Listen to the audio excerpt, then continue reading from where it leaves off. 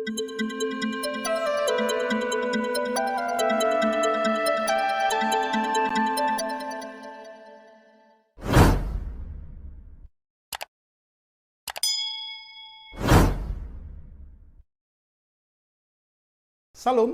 berjumpa lagi dengan saya Effendi Tobing dalam Boker Top Channel.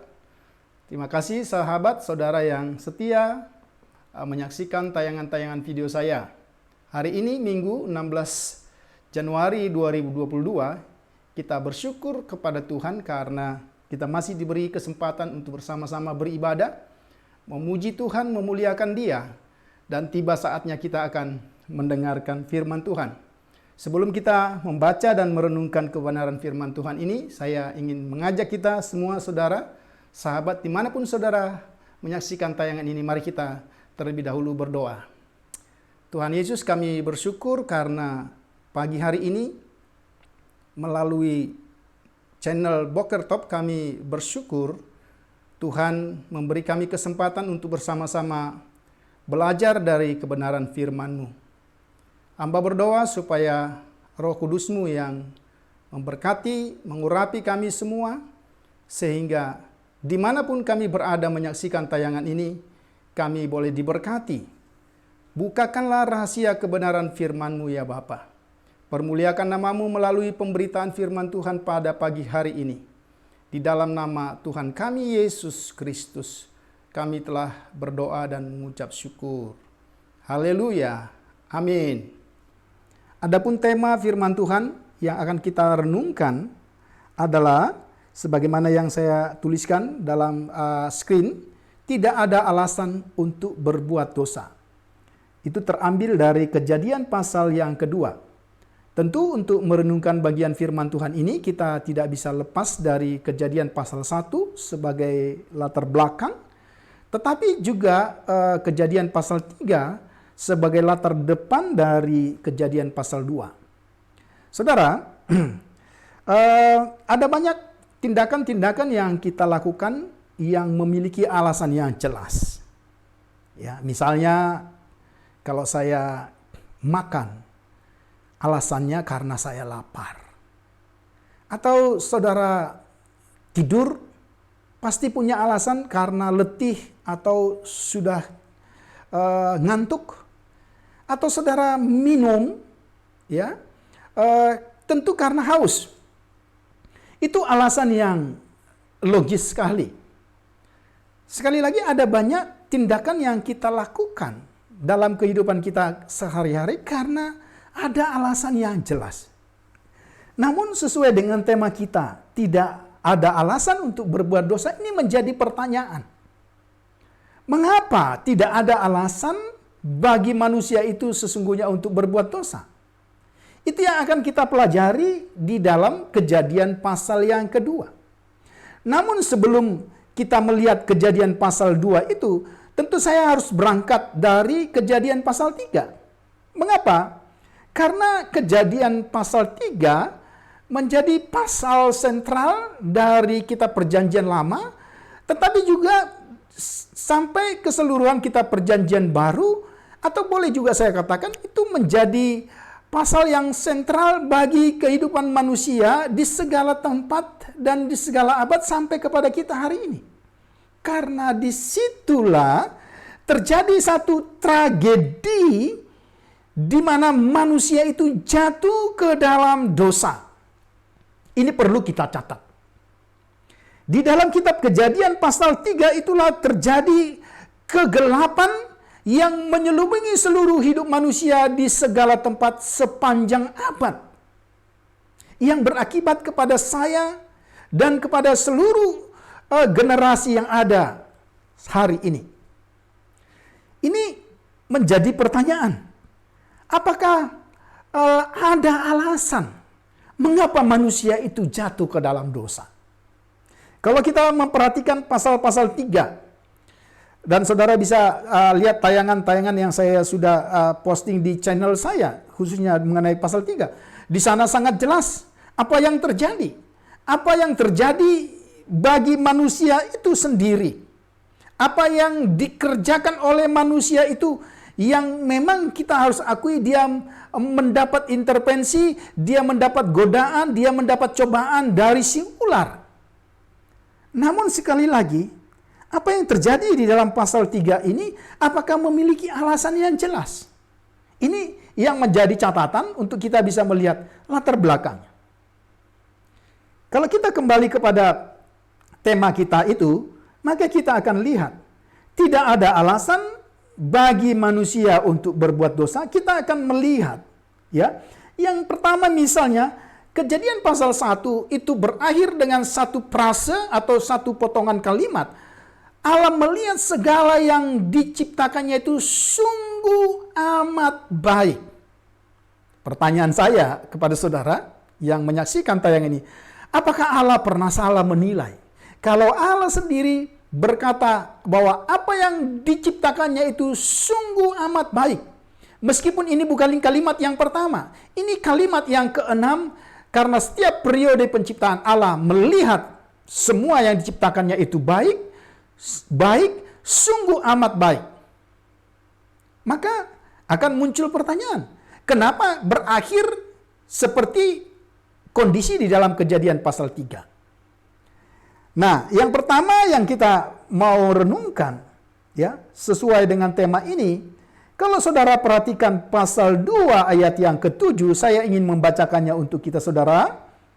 Ketika itulah Tuhan Allah membentuk manusia itu dari debu tanah dan menghembuskan napas hidup ke dalam hidungnya.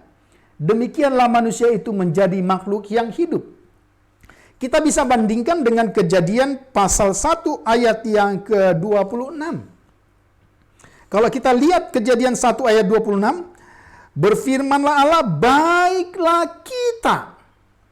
Apa yang ingin saya katakan? Bahwa manusia itu dibentuk oleh Allah dengan satu perencanaan yang luar biasa, dengan rancangan yang luar biasa dan istimewa. Dia tidak pernah berkata seperti itu ketika dia menciptakan tatanan ciptaan yang lain. Tetapi ketika dia akan menciptakan manusia, dia, kalau dalam bahasa sederhana, Allah Trinitas itu berunding untuk merencanakan manusia. Ini berarti bahwa manusia itu adalah klimaks, atau kalau boleh saya katakan mahkota dari ciptaan. Lagi-lagi, kalau manusia itu dirancang sedemikian rupa. Tetapi pertanyaan saya, mengapa manusia yang sedemikian rupa dirancang secara luar biasa, secara teliti oleh Allah, dia harus masuk ke dalam kegelapan dosa? Kalau kita memperhatikan ayat yang ke-7 dari pasal 2, di sini juga kita bisa melihat satu keistimewaan yang luar biasa, di mana Allah menghembuskan napas hidup melalui hidung manusia sehingga manusia itu menjadi makhluk yang hidup. Apa yang ingin dijelaskan oleh firman Tuhan ini?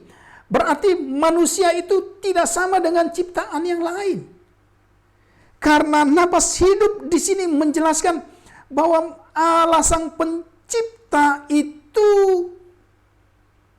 memiliki hubungan, memiliki persekutuan.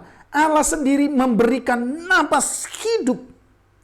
Kalau Allah yang kekal memberikan napas hidup, berarti manusia juga sebenarnya sebelum jatuh ke dalam dosa adalah ciptaan yang kekal adanya. Ini satu hal yang luar biasa, saudara.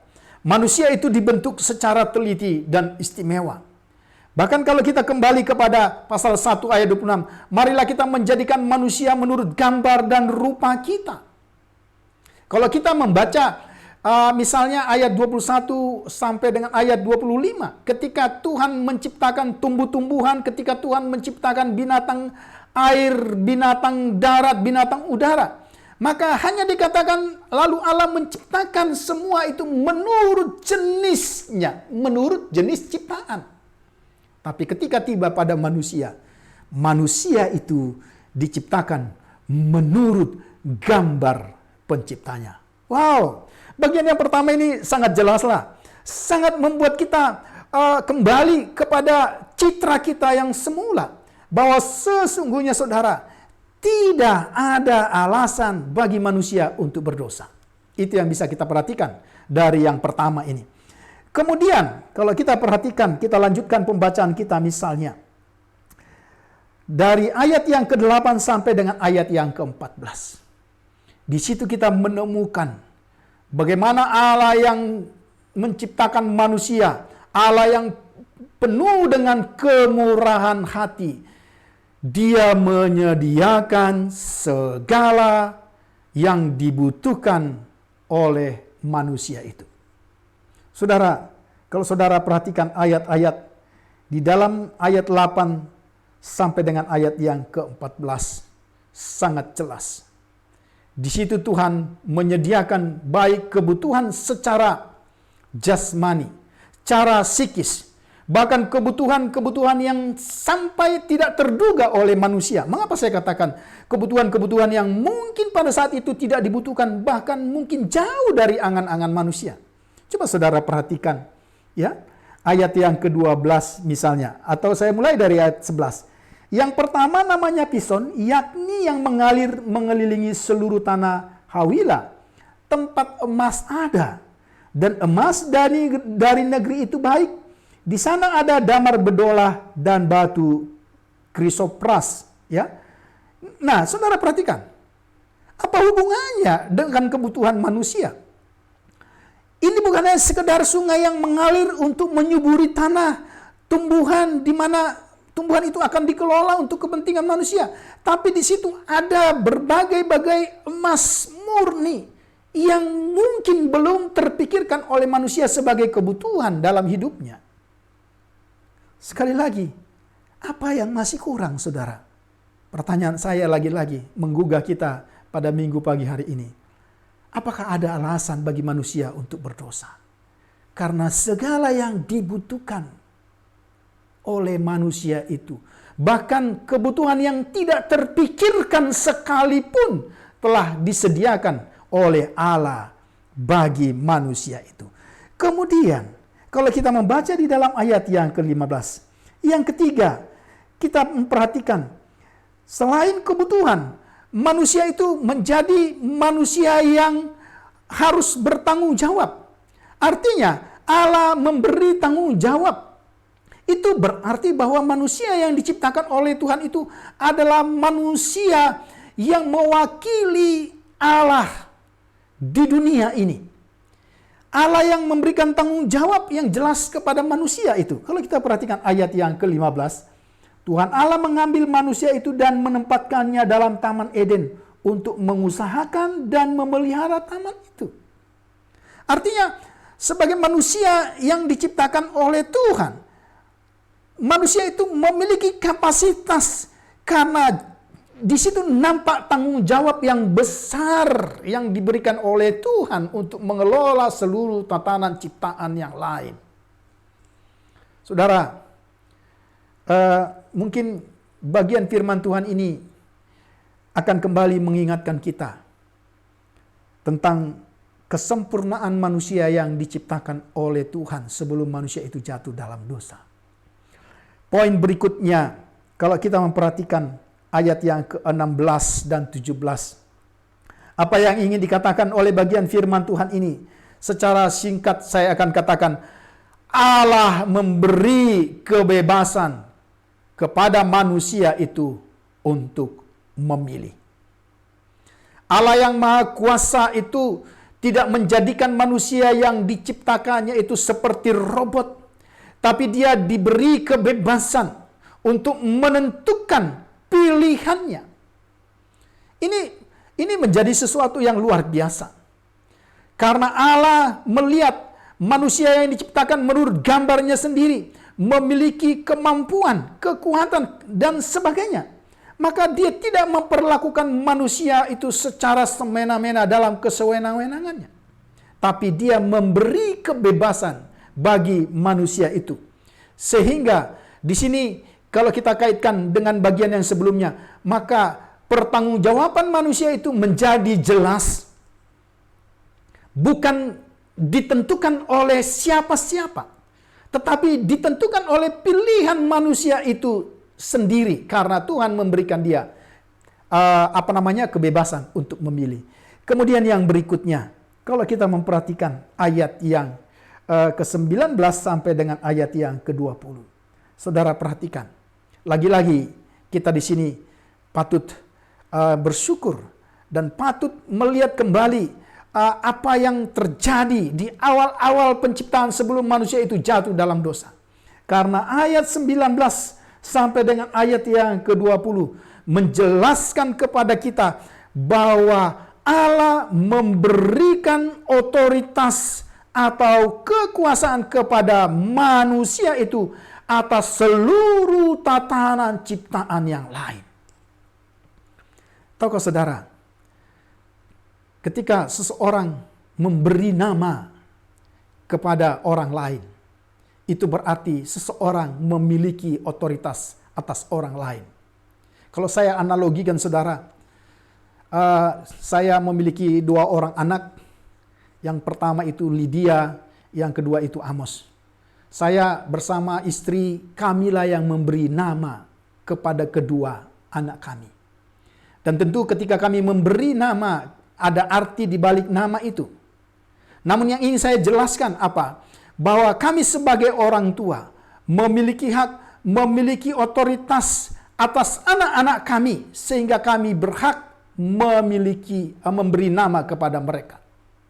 Waktu Tuhan menciptakan seluruh isi dunia ini, dalam periode-periode penciptaan itu, selalu dikatakan Allah menamai, Allah memanggil ciptaan itu cakrawala, Allah memanggil tanah yang tidak berair itu daratan, Allah memanggil itu tumbuhan, Allah memanggil dan seterusnya. Apa yang ingin dikatakan? Bahwa Allah berotoritas atas segala ciptaan. Namun yang luar biasa ketika kita membaca ayat 19-20 saudara, kita lihat di sini otoritas yang dimiliki oleh Allah itu kemudian juga diberikan kepada manusia. Supaya manusia memiliki otoritas atas segala ciptaan yang lain. Maka itulah sebabnya kalau kita membaca Kejadian pasal 1 ayat yang ke-28. Ada alasannya mengapa Tuhan berfirman demikian. Allah memberkati mereka, lalu Allah berfirman kepada mereka, beranak cuculah dan bertambah banyak, penuhilah bumi dan taklukkanlah itu, berkuasalah atas ikan di laut dan burung-burung di udara dan atas segala binatang yang merayap di bumi. Memang tidak disebutkan seluruh ciptaan, tapi itu menjadi representatif atas seluruh ciptaan yang lain. Yang ingin saya katakan, kalau kita kembali kepada tema, apa yang kurang dalam diri manusia? Dia diberi tanggung jawab, menunjukkan dia memiliki kapasitas yang luar biasa, karena dia ciptakan menurut gambar dan rupa Allah. Tetapi kemudian secara literal dikatakan, dia menamai seluruh binatang itu. Wah, saya tidak bisa bayangkan.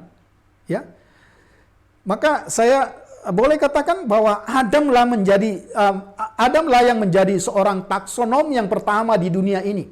Saya tidak bisa memikirkan kapasitas rasio yang dimiliki oleh Adam.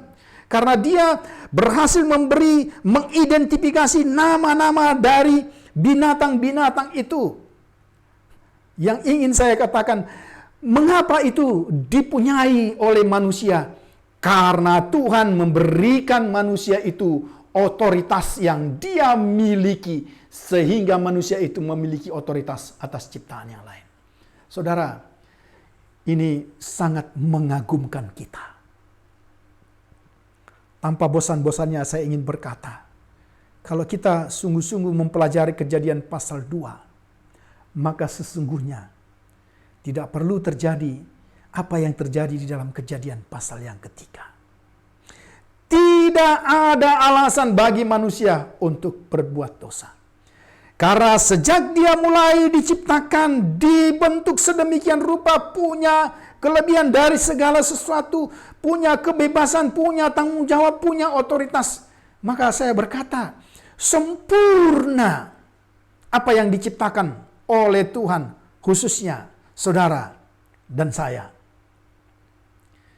Kemudian kalau kita memperhatikan klimaks dari bagian firman Tuhan ini, dari ayat 21 sampai dengan ayat 24.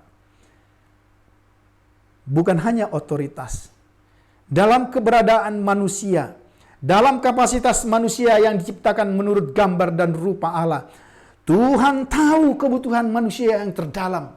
Dia membutuhkan seorang rekan, dia membutuhkan seorang teman yang sepadan, yang dia tidak pernah temukan di antara tatanan ciptaan yang dia berikan nama-nama itu. Allah memperhatikan kebutuhan akan seorang penolong yang sepadan bagi manusia. Tentu Tuhan tahu apa yang dibutuhkan oleh manusia itu. Kalau kita memperhatikan, maka di dalam ayat 21 sampai 24, dengan cara yang luar biasa, Allah menyediakan seorang penolong yang dibutuhkan oleh manusia. Ini tindakan operasi, ya, kalau boleh saya katakan tindakan operasi yang pertama di dalam Alkitab. Dia membuat manusia itu tertidur. Kemudian mengambil salah satu tulang rusuknya dan membangun dari tulang rusuk itu, dikatakan seorang wanita yang dibutuhkan menjadi seorang penolong bagi laki-laki. Ini bicara tentang kebutuhan yang sangat hakiki. Ini bicara bagaimana Tuhan yang pertama sekali membangun rumah nikah yang menjadi tempat manusia itu berada. Dan di sanalah dia hidup dan berkarya. Saudara yang saya kasihi dalam Tuhan Yesus Kristus, kembali kepada tema tadi. Tidak ada alasan. Apa yang menyebabkan manusia itu sesungguhnya, kalau kita memperhatikan Kejadian pasal 3, apa yang menyebabkan manusia itu sesungguhnya jatuh ke dalam dosa? Ini yang menjadi pertanyaan bagi kita. Kalau kita memperhatikan Kejadian pasal 2 ayat 16, dengan jelas Tuhan berkata, lalu Tuhan Allah memberi perintah ini kepada manusia, semua pohon dalam taman ini boleh kamu makan buahnya. Ini menjelaskan kepada kita bahwa Allah yang menciptakan itu adalah Allah yang penuh dengan kemurahan. Dan saya tidak habis pikir, mengapa kemudian ketika iblis memutarbalikkan kebenaran firman Tuhan ini dengan kata jangan, manusia mulai mendengarkan suara iblis. Dan dia mulai juga melupakan segala kemurahan Tuhan. Dan dia hanya fokus kepada satu peringatan yang sesungguhnya menjadi disiplin, menjadi tonggak pengukur, menjadi pengawas, pedoman dalam hidup manusia, supaya manusia itu aman. Kalau kita memperhatikan bagian firman Tuhan ini, saudara, silakan saudara memberi jawaban sendiri. Apakah saudara menemukan alasan? Kalau saya sudah menguraikan poin-poin satu demi satu, mulai dari ayat ke-7 sampai dengan ayat yang ke-25 dari Kejadian pasal 2, maka apakah saudara menemukan alasan mengapa manusia itu jatuh di dalam dosa? Namun, nasi telah menjadi bubur, saudara. Kita telah berada dalam kondisi yang berdosa karena akibat dosa manusia yang pertama, yang adalah bapa nenek moyang kita. Namun kita percaya, ketika kita merenungkan kembali kebenaran firman Tuhan ini, mari kita kembali bahwa Tuhan yang semula yang menciptakan kita adalah Tuhan yang penuh dengan kemurahan. Dan kemurahan itu dibuktikan, kalau kita memperhatikan Kejadian pasal 3 ayat 15, dibuktikan dengan hadirnya seorang penebus. Dibuktikan dengan keselamatan yang pertama-tama dikerjakan oleh Allah dengan membuat pakaian dari kulit binatang, dengan kurban yang pertama, yang kalau kita membaca terus Alkitab kita mulai dari Kejadian 3 sampai ke dalam kitab Wahyu, itu ingin menjelaskan karya Tuhan Yesus Kristus yang menebus hidup saudara, dan saya. Biarlah kiranya bagian firman Tuhan yang singkat menjadi perenungan bagi kita dalam ibadah Minggu pagi hari ini.